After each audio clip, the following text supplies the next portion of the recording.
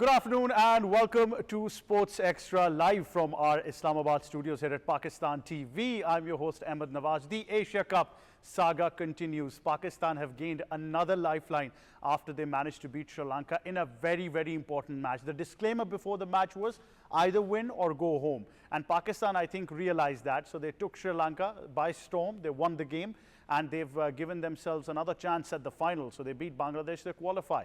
Teams, especially in the Super 4, are now a bit worried because whenever Pakistan is pushed against the wall as a cricket team, they tend to creep back up, and that's when they become extremely dangerous for any side. So if they make it to the final, and if it is India on the other end, then people do realize what kind of game that is going to be. They've already lost 2 times.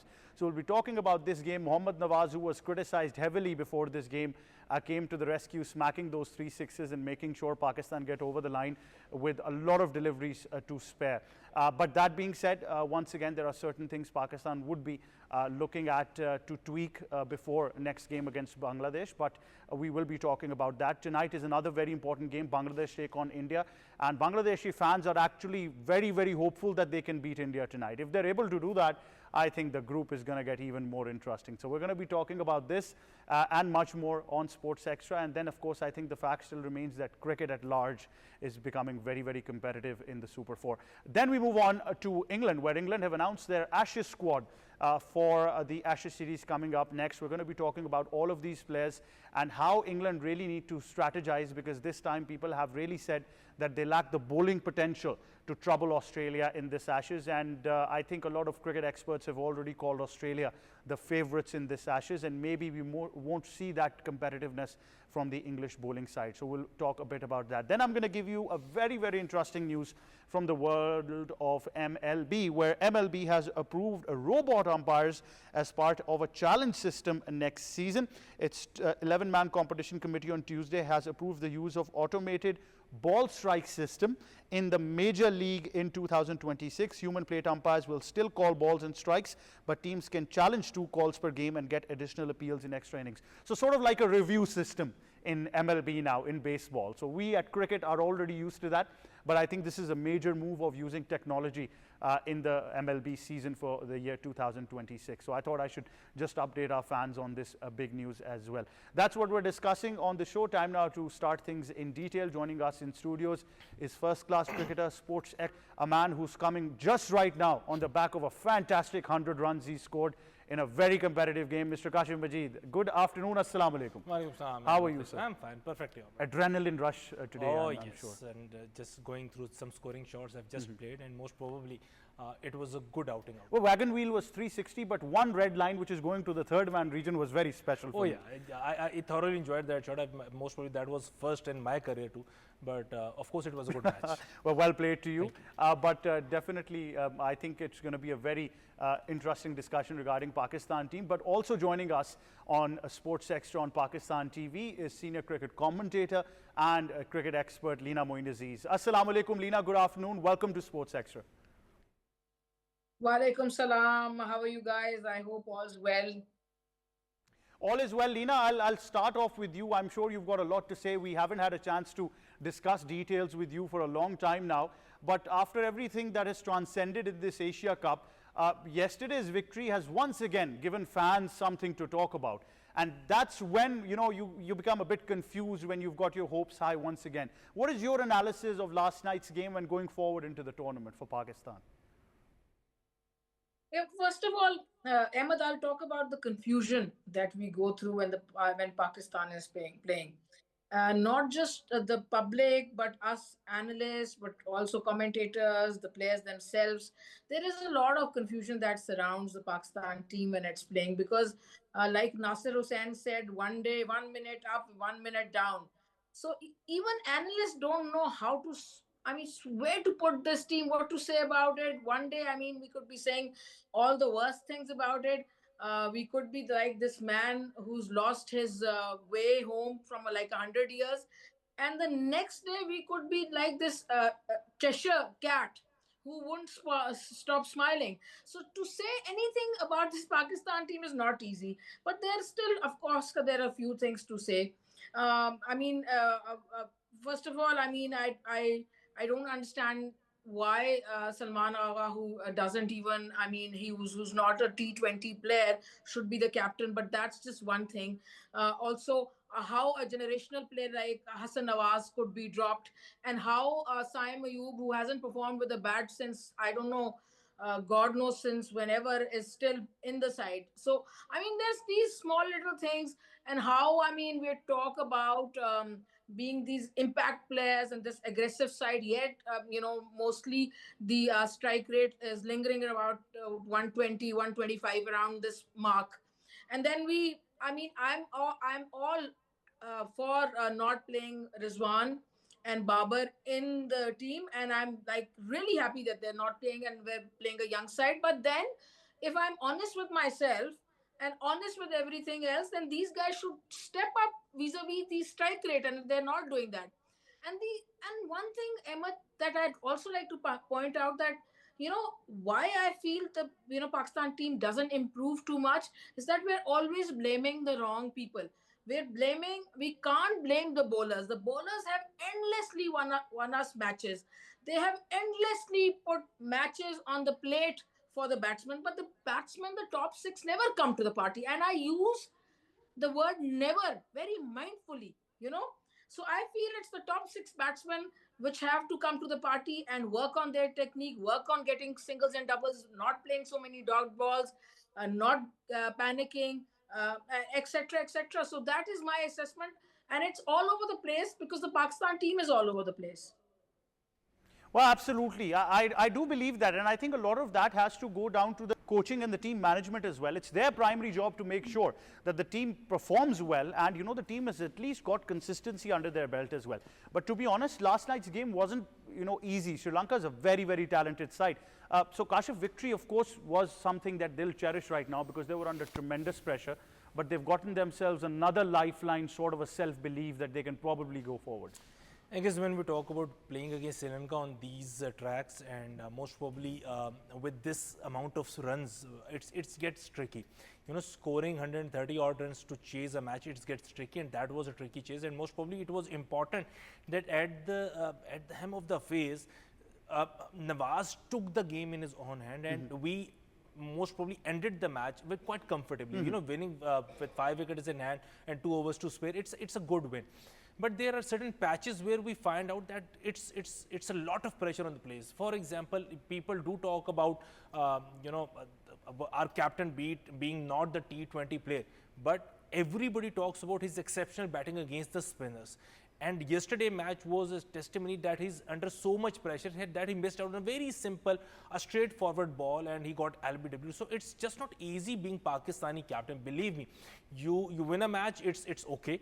But we lost a match, and the captain is under enormous pressure. And right now, Salman Ali Agha is going through that pressure. And I always said, being a Pakistani captain makes you wonder that you have to play against 2 teams. It's just not one team you are playing against. And going through this entire batting lineup, yes, I still believe the rotation of strike is still lacking. We want them to run hard between the wickets. Yes, go for those big strokes. Yes, Saibzada Farhan again started the innings in a way that mathematically it took the game away from the Sri Lanka. It's run a ball when Saibzada Farhan caught out, but we should have won at least with 8 wickets in hand rather than 5. Overall, a win is a win. Well, majority of the runs, Kashif, I think even if I go before this tournament to the Tri-Series as well, majority runs were coming from 4, 5, 6 and even 7 for Fahim Ashraf in there as well. That is a dangerous sign if we're getting too used to our lower middle order performing. I like the fact that Pakistan has a extended tail now, as modern sides do. But, top order not performing consistently, especially with the likes of Saim Ayub, is something that Pakistan should be worried because of a World Cup coming up. Saim Ayub, if I say something technical about it, although I'm not capable of it, but still, he's a class batsman when it comes to ball coming onto the bat against the quality of fast bowlers. we've seen him do wonders in Australia and in South Africa in one-day format. Yes, people do talk about T20, but he do wonders. You know, all those shots he placed against Josh Hazelwood, Mitchell Stark, Pat Cummins for that matter. It was a Pakistani batsman doing something extraordinary as an opener in Australian conditions and not on easy tracks. So most probably, I mean, look at this dismissal, Kashif. Look at this dismissal. He's too forward once again. Again, you know, a spinner of quality of Hasaranga, we call him a mystery spinner. Most probably when we talk about Hasaranga's exceptional bowling versus the lack of ability of Syed Ayub negotiating the spin, it all counted in that dismissal, and most probably this is where he just lost the track. And most probably Pakistan Cricket Board has to analyze the English term that horses for courses. We wanted someone who can play spin very well in this Asia Cup, and we got Syed Ayub at the top of the order, who is exceptionally well against the fast bowlers. You know, playing spinner well, you always feel with Sahibzada Farhan that he can hit the ball long against the spinner using those long levers from long off towards the mid-wicket region. He has got that arc going. I think he uses the crease very well. Yes. So he's exceptionally good on that back leg when he puts weight over there as well. But Leena, what is your analysis of the curious case of Syed Ayub so far? Well, yeah, it's difficult to understand. I mean, like Kashif is saying, he plays really well when the ball is coming onto the bat in these Australian conditions. But the fact is that these are, as an opener, you have to play in all conditions. You have to be the 70 or 80% player on all conditions. It's just not that in modern day cricket, it's not the fast bowlers you have to face as an opener. From time to time, you will be facing spinners with a new ball. So you have to sort of gather your focus and be this player who could play the spinners also when you're opening in certain conditions. You will get conditions like Dubai, Abu Dhabi, Sharjah, and then you will get conditions like Australia, and maybe also swinging conditions like England and all, which is coming up next year. So now it's time for him to mature as a player, to think about his footwork, to think about what he's doing wrong. How can he improve his game, say maybe on pitches like Abu Dhabi, Pakistan, where the ball is not coming onto the pitch, and also pitches like Sharjah, where the ball is actually spinning a lot. So he'll have to adjust his case. Also, I think more than all this 50% ability, but also I think it's 50% in the mind. The focus is just not there. I feel the focus is elsewhere. Now, I don't know where it is. He's a young man. I don't know where it's going. Why is he not playing? And the focus doesn't seem to be where it should be, but certainly doesn't seem to be there. And then, of course, you know, I feel if he has to be if he has to do justice to his ability, he will have to get that intent and focus back. But that's for his coaches to work with him, and then also for him to realize. Also, Kashif mentioned a very good thing, which is about horses for courses. And Pakistan captain and Pakistan management both need to realize that, you know, certain times, according to the pitches situations, they will have to make adjustments. Like yesterday, sending Nawaz where they did was fine, because he had overs. The target was only 134 and not 160. If the target was 160, I would never send Nawaz at that point, because we've known and seen him to waste a lot of deliveries, pay a lot of dot balls, and then that puts pressure on his partner. But yesterday, yes, he was very useful, because the target was smaller. He had time. He could waste a few deliveries. He had confidence, because they were only chasing 130 odd. If you're chasing 155, 60, 170, 80, then he's not the right man. In that case, citing the horses for courses thing, I would always send Fahim before him. And if Fahim gets out, there always will be Nawaz behind him. So this horses for courses is also something very important and needs to be understood by the management. You can't write things on, nothing is written on stone in T20 cricket. So the adjustments will have to be made according to targets, according to pitches, according to oppositions, their strengths and weaknesses.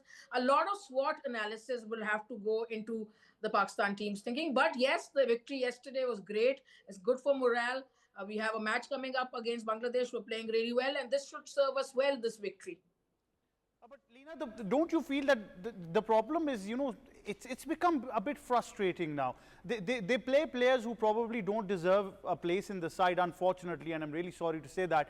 And you know, we are very evident of that fact, but every once in a while when things start creeping up because they don't deserve a place in the side, they're not suited to the format, they'll have this one odd performance and immediately the whole world will start cheering for them. That has cost us in the past as well. Absolutely. I mean, you're being very, very generous when you say a bit of frustration or bit of irritation. When the Pakistan team is playing, and you would probably have to agree with them, there is a lot of happiness, but there is a definite acidity reflux case. I mean, if I've got reflux and acidity today, I will have to blame the Pakistan team. And I do. Because when they're playing, you can never relax. You never enjoy their matches as you say enjoy the other teams when they're playing a test match or a one day or a T20, because the frustration is less. Someone will lose and someone will win. But you're talking about the decisions, and you're absolutely right that some unfair decisions are sometimes made. Like I was pointing out that just a couple of weeks ago, Salman Ali Agha said that Hassan Nawaz is a generational player. Then you drop him just when he has a few failures. You can't drop him. You have to play him at number 4. You have to give him chances if he's a generational player, which he is. He's an extremely talented player. But when it comes to Saim, I think he's been given enough opportunities, but you can see that the focus is not there. So just sit him out for a few games. And I think yesterday he wasn't bold. I think he wasn't bold yesterday. And that is a signal that the management wanted to give him, that if you don't bat well, you won't play just as a bowler. So that was a good move. So Pakistan will have to make these changes. Pakistan will have to think sensibly. Both the management, the part of management, which is the captain and coach, will have to be sensible about this. And I mean, like for instance, I mean, I'm digressing a bit, but like for instance, naming Shan Masood the captain for the next cycle, the test match championship cycle. Where does wisdom come into this? This is a player, when he's on 33, he's going to get out. And before 33, he's played some glorious shots, glorious. But when he's on 33, mark my words, 33 or 34, he's going to get out. So how can he captain a test team? I mean, these are the kind of things that have to come from the top. These decisions. Absolutely. Kashif Majeed, I mean, this is a interesting factor that Leena has pointed out, 33 and 34. I think teams are now going to be very interested to make sure Salman, gets through that. But it does have an effect. I think yesterday he was a bit confident, but I've been saying this since the start of the tournament that if Salman Ali Agha's body language isn't the one we need from a captain. You remember we were calling him a very aggressive captain, and now it's come to a point where I want him to be aggressive. Look, we should know and we should think that he was batting at 3 in New Zealand and scoring good runs. So he sacrificed his number 3 spot to be at 4, 5 or at times 6 and not scoring runs. And same is the case with Mohammad Haris, that is the wicket keeper. He scored a century, top of the order, and ultimately we have to put Saim and Fakhr and Sahibzada Farhan up there. So we asked Mohammad Haris to please leave that place for them, and now he's struggling. So at times place sacrifice should be noted, but simultaneously this Pakistani team is not there to please someone who's sacrificing. If you are not if any player is not performing at a certain number, just drop him for that number because he's not getting his original number. Or second thing, has to be a competition between a quality player batting at a certain number. It's just not that he's an opener, he played as an opener, so just put him in there, whether or not he's scoring a runs or not.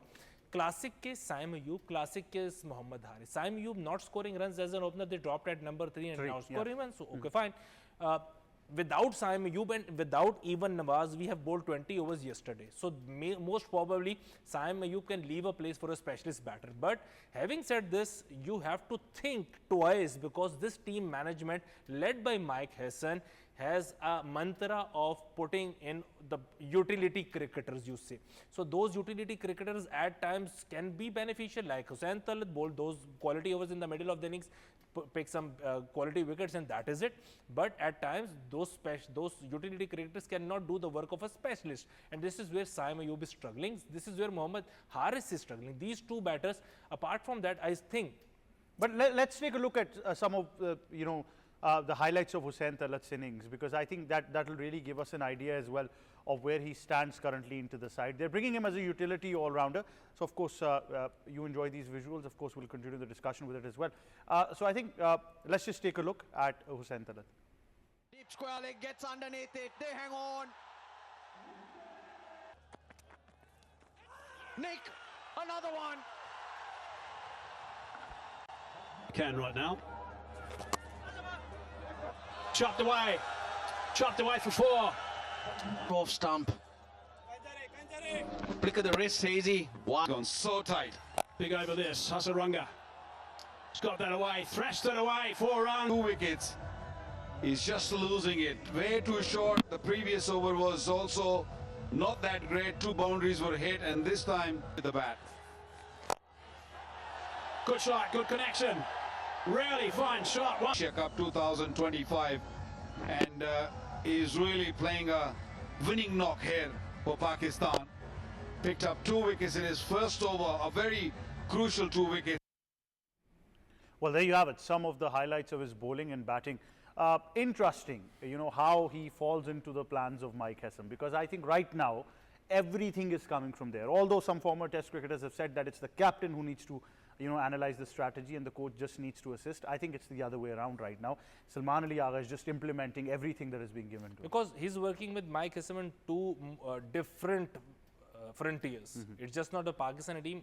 Mike Hessam is also working or was working as Islamabad United coach, where Salman Ali Agha was an influential cricketer. So most probably it's a long debate why Mike Hessam always wanted those utility cricketers and why not the specialists, because we as a Pakistani generational cricketers knows that we grown up with those quality specialist cricketer, and whenever we talk about those all-rounders, there is always Abdur Razak and Azhar Mahmood, and that is it. Else we have got spinners we have got, but when it comes to fast bowling all-rounders, Abdur Razak, Azhar Mahmood, and that is it. My question with this team is, for example, we want to drop Syed Ayub because of his form, and we want to drop Mohammad Haris because we have got Sahibzada Farhan as a wicket and Mohammad Nawaz. People have also said Mohammad Nawaz with the bat. Okay, fine. He got some runs under his belt. If you want to drop Syed Ayub and Mohammad Haris can be replaced by Sahibzada Farhan as the wicket keeper.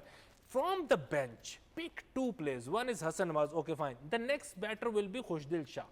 If Khushdil Shah has to replace someone in this team, most probably 90% of the people think that, okay, whoever it is, stay in the team and Khushdil Shah will stay in the bench. This is where our bench strength has to improve, because the next cricketer replacing someone has to have that standard, who comes in and you just forgot the man who was dropped. Definitely. I think that will clearly make a difference. But tonight, another very important game, India taking on Bangladesh, and Bangladesh are a very confident side after they beat Sri Lanka. But do they have enough in their tank to beat India is going to be a big question. Now we move to the Ashes, where England have announced their squad as well, and it's a very interesting squad. Ben Stokes, the captain, is still there. Jofra Archer, Gus Atkinson, Shoaib Bashir, Jacob Bethel, Harry Brook, the vice-captain for England, Brendan Cass, Zach Crawley, Ben Duckett, Will Jacks, Ollie Pope, Matthew Potts, Joe Root, Jamie Smith, Josh Tongue, and Mark Wood, the pacer, making a return to the Ashes squad as well. Leena, Moin, Aziz, your thoughts on the ever so interesting and exciting Ashes series coming up, especially with the English squad that has been announced? Yeah, I mean, I think it's a good squad. I mean, we know that they've lost Anderson and brought to retirement, but these things happen in cricket, and people have to come in and replace them. They might not be of that standard. I don't think so. Anyone is of that standard. Anderson being Anderson, and Broad also with those, his numbers and his impact and the way his persona, everything. But I think these bowlers are coming up. We saw the series against India. They bowled quite well, Tongue at times, although he's all over the place with his action. But he does get wickets, and he's got quite a bit of impact. And some other bowlers, and then of course Jofra Archer. But also depends how many tests he can play, because he is very injury prone and always sort of wrapped in cotton wool. And then of course Wood was also similar. So these two bowlers have got a lot of speed, but they have to be played. They can't probably play together, because I think what England would do is that play Jofra Archer in a couple of tests, and then and a couple of tests they'll play Wood, but not, they won't be playing in tandem. So it'd be strategy-wise very interesting series. And like you were saying, that the ball does come onto the bat in Australia, so it'll be good for the English batsmen. But they will have to strike a balance vis-a-vis aggression and sort of holding back at times. Duckett, I feel, is also a key batsman. I am a great admirer of Ben Duckett. I think he's a fantastic player. And there is no one like Ben Stokes. No one. Absolutely. He's the talisman. He's just a miracle man. So I think England does have chances, but then we all know Australia doesn't let anyone win easily, especially in their own backyard. So it won't be easy for England to win. But I'm not saying that they'll be whitewashed or something. I do feel that England do have a chance, provided they have their strategy set, and they can, their bowlers can fire a little bit. But of course, they'll be missing Anderson and Broad. There's no question about it. Their experience and their guile and everything. But it's going to be a good series. Australia being Australia, they're a fantastic side. But lately, they haven't been in great form, test match form. But then it's not something that would bother any fan, because they know that they'll come up when the time is the right, when the time is right, they will come up with the goods. So it's going to be a very intriguing series for me. Even though the timings, for Pakistanis, the timings are really bad when the series is in Australia, but then our alarm clocks would be on point. Well, you're talking about that. Some of us sleep at that time. So, I mean, we're going to watch a test match and then go to bed. I'm back to Leena with a very important selection that I believe, that's my personal opinion, maybe they've missed out on. But overall, how do you see this English squad? Because a lot has been said about their bowling lacking that potential to get, 20 wickets. That bowling wasn't able to take 20 wickets with Duke ball in English conditions. So we are asking them to take 20 wickets with Kokobura in Australian conditions, which is just not easy, because we know they've struggled with the Kokobura. Even Jimmy Anderson, the great Jimmy Anderson, struggled with the Kokobura in the Australian conditions. Yeah, Stuart Broad do have some memorable moments in Australia, but it was their batting who always wins in Australia. Alastair Cook's number of runs, Jonathan Trott, even Matt Pryor, all those score heavy runs, and they won way back again 10, 12 years back. So most probably it's England's batting versus Australia's bowling, because when we talk about Australia's bowling, Hazelwood, Stark, Pat Cummins, they just love to play test cricket. I mean, Scotty Bolland there, most probably Nathan Lyon there. It's Australia's bowling versus England's batting that will decide the fate of the series. And yes, England bowling 20 wickets with no exceptional spinner there, no fast bowler who can, just rip through Australian batting lineup with this Kokobura. I think it will be struggle. Fear the Travis Head. I would just say that. But final question to you, Leena, is like I said, I've been a big fan of Rehan Ahmad. I think he's just been superb. He got 100 this season as well in the domestic championship. Would you fancy him more as a leg spinner, or would you still go with Shoaib Bashir in there? I would have gone with both, maybe. In Australia, you can't play both. I know that, but I would have gone with both, because I feel Shoaib Bashir is also tall. He's very promising. So, and he does, that he does have the knack of getting wickets at the right time, like we saw against India. And that wicket won them when the very crucial test match. So I would have gone with both. And I agree with you that Rehan was very talented. But what I think India is doing is that, England is doing is that they will bring him in the limelight at the right time. They probably feel he's a little young right now. Give him one more first-class season and then bring him. But I'm also a big admirer of Shoaib Bashir. But I would have personally gone with the aggressive option and gone with both of them. Well, certainly. I think that's an interesting move as well. But thank you very much, Leena, Moin, Aziz, for joining us on Sports Extra. Thank you very much to you as well, Kashif. I think Ashes exciting in Australia. And, you know, traditionally Australian pitches have changed now. So you're going to see more runs over there. And Australian batters are already very, very hungry to get runs as well. A lot of comments have been made about this English squad already. I've, of course, been watching some of your comments as well. And I know that a lot of you are still banking on Joe Root to get majority of those runs. But I agree with something that Leena said. I think Ben Duckett is a big selection for England. He's performed well in white ball cricket recently as well, and even in Test cricket. He's someone I would always bank. And if I had to pick, you know, someone from the other side as well, and I think to give that equal amount of competition, for me, I think Ben Duckett would certainly be there. But you've got to survive a ruthless spell of bowling from the trio of the Australians, and I think that is something that Australians will be focusing on as well. We leave it at that from us here at Sports Extra on Pakistan TV and our entire team. It's goodbye for now.